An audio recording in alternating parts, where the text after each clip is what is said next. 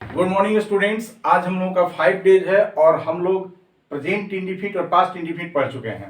और आज हम टोटल टेंस, ऑल टेंसेस की बात करेंगे और वो भी 10 मिनट के अंदर।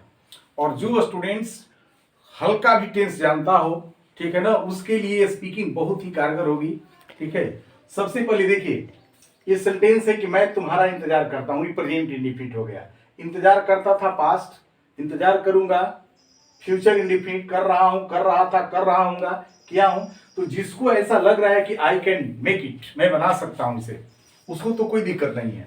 लेकिन जिससे ये सेंटेंस नहीं बन रहा है, उसको 12 टेंस में दिक्कत है और उसको पढ़ने की जरूरत है।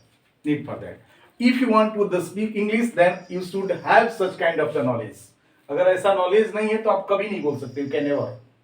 और देखो इसको हम कैसे, क्योंकि आज हम लोगों की टारगेट ये है, हम लोग ये चल रहे हैं कि 12 जो टेंस है, उस 12 टेंस को हम स्पीकिंग में कैसे यूज करें और हमारे माइंड पे कैसे एकदम, क्योंकि प्रेजेंट इंडिफिनिट जानते हैं V1 और V5 होता है। मैं तुम्हारा इंतजार करता हूं, आराम से लिखेंगे कि आई वेट फॉर यू, मैं तुम्हारा इंतजार करता हूं।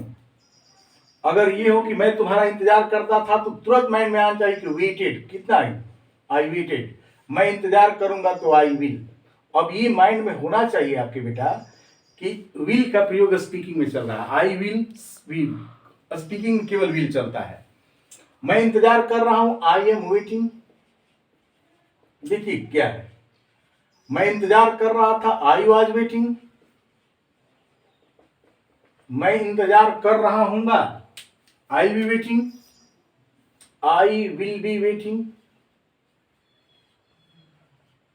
मैं इंतजार कर किया हूं, आई हैव वेटेड। मैं इंतजार किया हूं, आई हैव वेटेड।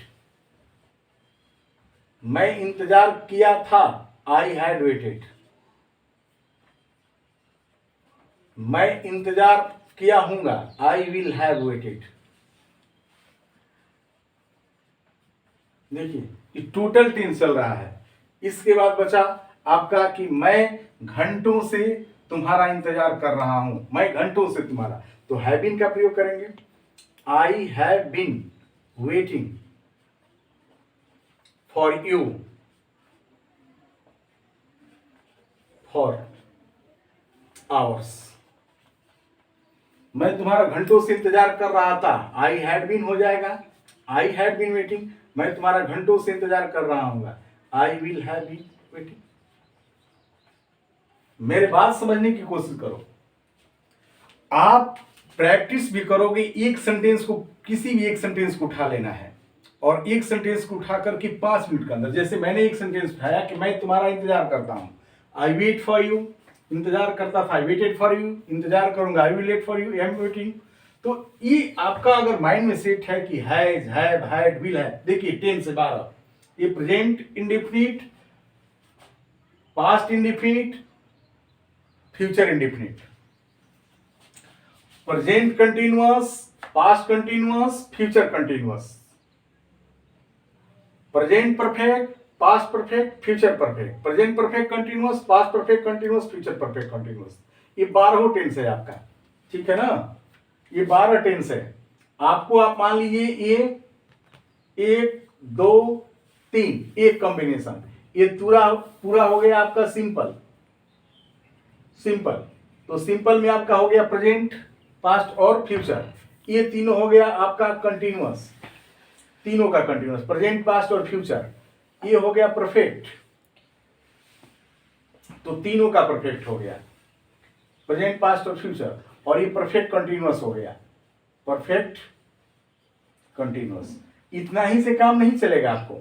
आपको कोई भी एक सेंटेंस उठाना है। जैसे मान लीजिए कि आपने एकदम सिंपल सा एक सेंटेंस दिया कि वह क्रिकेट खेलती है, सी प्लेज क्रिकेट। वह क्रिकेट खेलती थी, सी प्लेड क्रिकेट। वह क्रिकेट खेलती खेलेगी, सी विल प्ले क्रिकेट। वह क्रिकेट खेल रही, सी इज प्लेइंग क्रिकेट। वह क्रिकेट खेल रही थी, सी वाज प्लेइंग क्रिकेट। वह क्रिकेट खेल रही होगी, she will be playing cricket. वह क्रिकेट खेल चुकी, she has played cricket. She had played cricket, she will have played cricket.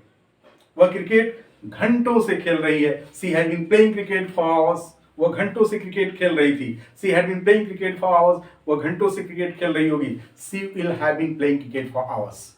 तो मेरा कहने का मतलब है कि अगर आप 12 टेंस को एक सेंटेंस को उठाइए और 12 टेंस को डालिए और 12 टेंस जब स्पीकिंग में आप यूज करेंगे तो आपका टेंस आपके पास है। अगर आपके पास टेंस है तो फिर टेंस से रिलेटेड आपको प्रॉब्लम नहीं होगी।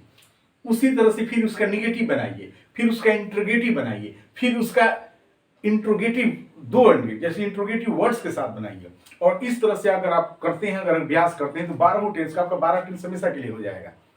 ठीक है, जैसे मान लीजिए आपको कहना है कि मैं सुबह में नाश्ता नहीं करता हूं, I don't take breakfast in the morning. मैं सुबह में नाश्ता नहीं करता था, I did not take breakfast in the morning. मैं सुबह में नाश्ता नहीं करूंगा, I will not take breakfast in the morning. मैं सुबह में नाश्ता नहीं कर रहा हूं, I am not taking breakfast in the morning.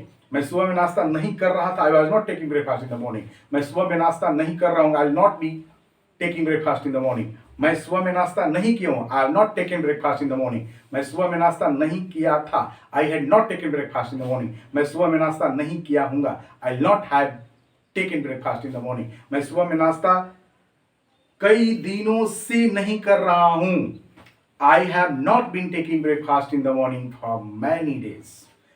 मैं कई दिनों से सुबह में नाश्ता नहीं कर रहा था, I had not been taking breakfast in the morning for many days. मैं कई दिनों से सुबह में नाश्ता नहीं कर रहा हूंगा, I will not have been taking breakfast in the morning for many days. तो मेरा मतलब यही है बेटा कि आप एक सेंटेंस को उठाओ और उस सेंटेंस को 12 में बोलने की कोशिश करो, 12 टेंस में। और 12 टेंस में अगर आप बोल लेते हो, इस तरह की प्रैक्टिस करते हो, तो अगर आपके पास टेंस आपके पास हो जाता है तो इंग्लिश आपकी हो जाएगी ना। क्योंकि बार बार मैं again and again I am telling you, please don't copy to another person कि वो कितना बेहतरीन इंग्लिश बोलता है, क्योंकि आपके पास अगर ये हो जाती है तो आपको किसी की बताने की जरूरत नहीं पड़ेगी। You can be expert in the speaking and you can speak any kind of English in front of anyone. तो ये आपके पास होना चाहिए। एकदम प्यारा सा कोई भी एक सेंटेंस हिंदी में उठाइए, उसको 12 टेंस लेकर चलिए, चाहे वो अफर्मेटिव हो, चाहे वो नेगेटिव हो, चाहे इंट्रोगेटिव है। ठीक है ना। जैसे मान लीजिए कि मेरा दोस्त प्रतिदिन स्कूल जाता है, my friend goes to school every day. मेरा दोस्त प्रतिदिन स्कूल जाता था, my friend went to school every day. Went, यहाँ पर विंट आपको आना चाहिए। मेरा दोस्त प्रतिदिन स्कूल जाएगा, my friend will go to school every day. मेरा दोस्त स्कूल जा रहा है, my friend is going to school. मेरा दोस्त स्कूल जा रहा था, my friend was going to school. मेरा दोस्त स्कूल जा रहा होगा, my friend will be going to school. मेरा दोस्त स्कूल जा चुका है, my friend has going to school. मेरा दोस्त स्कूल जा चुका था, my friend had gone to school. मेरा दोस्त स्कूल जा चुका होगा, my friend will have gone to school. मेरा दोस्त बरसों से स्कूल जा रहा है, my friend had been going to school for years. मेरा दोस्त बरसों से स्कूल जा रहा था, my friend had been going to school for years. मेरा दोस्त बरसों से स्कूल जा रहा होगा, my friend will have been going to school for years. तो इस तरह से अगर आप यूज करते हो तो हमें नहीं लगता है कि आपकी टेंस कहीं से भी दिक्कत होगी। उसी तरह से नेगेटिव सेंटेंस में do, does, did, will not, shall not, is, am, are not, has, have not, has been, have been not, तो यही तो आपका हेल्पिंग वर्ब्स है। तो सबसे पहले प्रेजेंट इंडेफिनिट याद करो। Present indefinite do, does, not. Past indefinite did not. Future indefinite will, shall not.